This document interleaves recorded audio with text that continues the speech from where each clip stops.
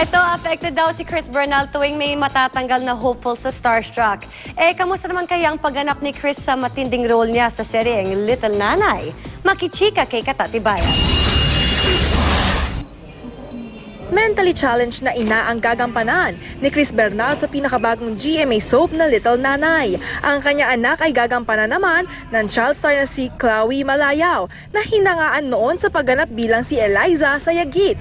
Dobleng araw ang paghahanda ni Chris dahil tiyak raw na mapapalaban siya ng husto sa pag-arte. Bigatin kasi ang kanyang co-stars tulad ni Eddie Garcia, Sunshine Dizon at ang superstar na si Nora Honor na pangarap daw niyang makatrabaho. Oo naman! Naku, parang syempre lahat, sino pa namang hindi ang gustong maka-excite si Miss Nora Honor, ang superstar. Kinakabahan na nga ako eh. Pero siguro yun nga, sa eksena, kailangan ko talagang mag-effort and at the same time kailangan ko pag-aralan mabuti. Bukod sa pag-arte, nahasa na rin ang hosting skills ni Chris bilang journey host ng reality-based artista search na Starstruck. Pag-amin ni Chris, hindi raw niya mapigilang maging affected pag may mga na-eliminate sa show dahil minsan na rin daw siyang naging artista hopeful.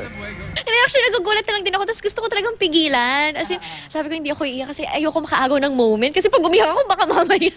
Alam mo yun, ramdam na ramdam ko talaga. So pag natanggal, parang, kung pwede lang may chance ulit. Ganun yung feeling ko. Katatibayan, updated sa showbiz happening.